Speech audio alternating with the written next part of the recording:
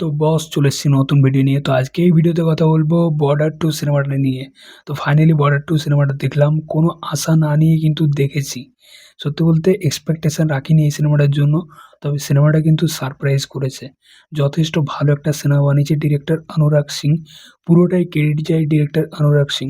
একটা ভালো ডিরেক্টর হাতে সিনেমাটা পড়েছিল বলে কিন্তু সিনেমাটা বেঁচে গেল। আমার প্রথমেই একটা কোশ্চেন ছিল যে কেন বর্ডার টু সিনেমাটা বানাচ্ছে। বর্ডার ওরকম একটা মাইলস্টোন সিনেমা, কেন ওর পার্ট টু বানাচ্ছে? তো যখন টিজার এসেছিল সেটা আমার অতীব জঘন্য লেগেছিল। সেটা নিয়ে কিন্তু প্রচুর ট্রোলও হয়েছে, মানে কারোর পছন্দ হয়নি।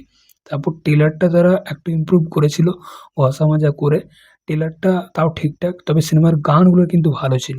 প্রত্যেকটা গান, দিলজিৎ দোসাঞ্জের ওই ইস্ক দা চেহারা, এছাড়া ঘর কব आओगे ওখানে বিশাল মিশ্রা, অরিজিৎ সিং, দিলজিৎ দোসাঞ্জ যথেষ্ট ভালো গেয়েছে। সোনু নিগম তো ছিলই। গানগুলো কিন্তু ভালো ছিল সিনেমার। তো সিনেমাটা দেখলাম, খুব ভালো হয়েছে সিনেমাটা।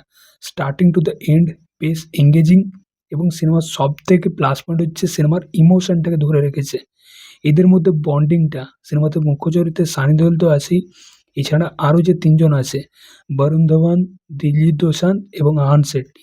এদের ৩ জনের বন্ধুত্ব, ইমোশন, টিমটার মধ্যে ইমোশন, বন্ডিং, এই জিনিসটাকে খুব সুন্দরভাবে কিন্তু ক্যারি করেছে ডিরেক্টর। যার জন্য আমরা সিনেমাটার সাথে, এই ক্যারেক্টারগুলোর সাথে কিন্তু কানেক্ট হতে পারছি। তাদের কষ্টে আমাদের কষ্ট হচ্ছে। একটা সিন রয়েছে যেখানে বরুণ ধওয়ান তার মানে স্ত্রীকে ছেড়ে আসছে। যেখানে দিলজিৎ দোসাঞ্জ তার ফ্যামিলিকে ছেড়ে আসছে। যুদ্ধর একদম রেডি হয়ে গেছে, তার বিয়ে, তার পরদিনই তাকে সবকিছু ছেড়ে আসতে হচ্ছে। তো ওই জায়গাগুলো কিন্তু আমরা ইমোশনটা ফিল করতে পারছি।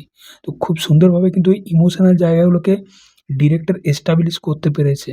এবং পারফরম্যান্স নিয়ে যদি কথা বলি, সানি দেওল জাস্ট ফাটিয়ে দিয়েছে বস।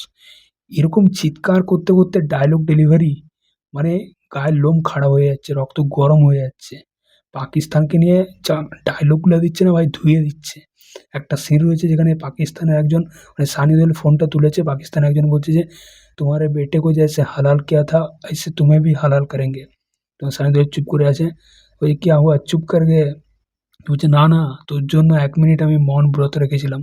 আমাদের এখানে যারা মরে যায় তাদের জন্য ১ মিনিট ২ মিনিটের মৌন ব্রত রাখতে হয়। নীরবতা পালন করতে হয়।" ওইখানে যে ডায়ালগটা ভাই, জাস্ট হেভি। এবং সানি দেওলের স্ত্রীর চরিত্র যেটা করেছে মোনা সিং, ওরও অভিনয় যথেষ্ট ভালো, খুব ভালো। এবং সানি দেওলের ছেলে যখন মারা যাচ্ছে, সেই খবরটা আসছে, ওই পোরশনগুলা, সানি দেওলের অভিনয়, ভাই লোকটা কি করছে, কি সিনেমা বানাচ্ছে! 'গাদার 2' এর মতো সিনেমা, 'জাটের' মতো সিনেমা, এবং 'বর্ডার 2' কি কামব্যাক করলো ভাই ২ ভাই, ববি দেওল এবং সানি দেওল। ভাই দুজনে পুরো ডুবে গেছিল। দুজনের কেরিয়ার ডুবে গেছিল। সেই দিক থেকে দুজন ভাই যেরকম কামব্যাক করলো বলিউডে, জাস্ট অন্য লেভেলের। এবং বরুণ ধাওয়ান, এই মালটাকে নিয়ে কিন্তু প্রচুর ট্রোল হয়েছে। প্রচুর লোকে একদম যাচ্ছেতাই করেছে। কিন্তু বরুণ ধাওয়ান যথেষ্ট ভালো কাজ করেছে এই সিনেমাতে, যথেষ্ট ভালো কাজ করেছে। মানে বলতে পারো বদলাপুর, ভেড়িয়া, এই সিনেমাগুলোর পরে বরুণ ধাওয়ানের আরেকটা দারুণ পারফরম্যান্সের সিনেমা দেখলাম 'বর্ডার 2' তে। হ্যাঁ, একটা গান রয়েছে ওই 'ঘর কব आओगे' ওখানে যে নাচটা দিচ্ছে ওইখানে, ওই মুখ বাঁকাবাঁকি, ওই জায়গাটা একটু ট্রোল, মানে একটু হ্যাঁ, কেমন লাগছে। কিন্তু ওভারঅল অ্যাক্টিং যথেষ্ট ভালো করেছে বরুণ ধাওয়ান। দিলজিৎ দোসাঞ্জের পারফরম্যান্সও কিন্তু বেশ ভালো। তবে আহান শেট্টিকে একটু উইক লাগলো। আহান শেট্টির আরেকটু বেটার পারফরম্যান্সের আশা করেছিলাম। তবে মোটামুটি আরকি লেগেছে আহান শেট্টিকে। বাকি ওভারঅল প্রত্যেকের কিন্তু অভিনয় যথেষ্ট ভালো।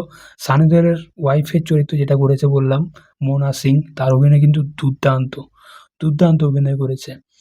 তো আমি বলব অবশ্যই কিন্তু 'বর্ডার 2' সিনেমাটা দেখো। হ্যাঁ, সিনেমাতে ভিএফএক্স এর কিন্তু পোরশনগুলা এখনো কাঁচাই রয়ে গেছে। মানে ওগুলা ঠিকঠাক চোখে লাগবে বুঝতে পারছি। তো এই যে ডিরেক্টর অনুরাগ সিং, সে এর আগে 'কেসরি' সিনেমাটা বানিয়েছে অক্ষয় কুমারের সাথে। তো 'কেসরি' সিনেমাটাও একটা ওয়ার ফিল্ম, এবং এটাও একটা ওয়ার ফিল্ম। তো এই ডিরেক্টর ওয়ার ফিল্মটা কিন্তু খুব ভালোভাবে হ্যান্ডেল করতে পারে।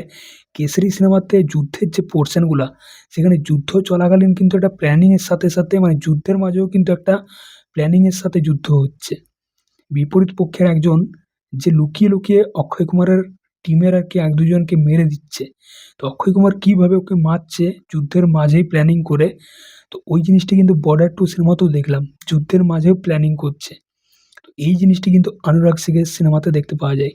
তো আমি বলব 'বর্ডার 2' সিনেমাটা অবশ্যই ভালো একটা সিনেমা হয়েছে, এবং গানগুলোকে যেরকমভাবে প্লেস করেছে, খুব ভালো লেগেছে সিনেমাটা আমার। সত্যি ভালো লেগেছে। আমি এতটা এক্সপেকটেশন নিয়ে কিন্তু 'বর্ডার 2' দেখিনি। দেখতে বসিনি। কিন্তু সিনেমাটা আমাকে সারপ্রাইজ করেছে। যথেষ্ট ভালো একটা সিনেমা হয়েছে। 'বর্ডার' সিনেমার মান-সম্মানটা বাঁচিয়েছে। এটা সবথেকে বড় কথা।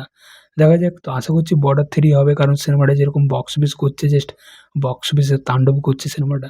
তো তোমরা যদি 'বর্ডার 2' সিনেমাটা দেখে থাকো, তোমাদের কেমন কি লেগেছে অবশ্যই কিন্তু কমেন্টে জানিও। চলো দেখা হচ্ছে পরের ভিডিওতে। চ্যানেলটায় নতুন হয়ে থাকলে কিন্তু অবশ্যই সাবস্ক্রাইব করে যাও বস।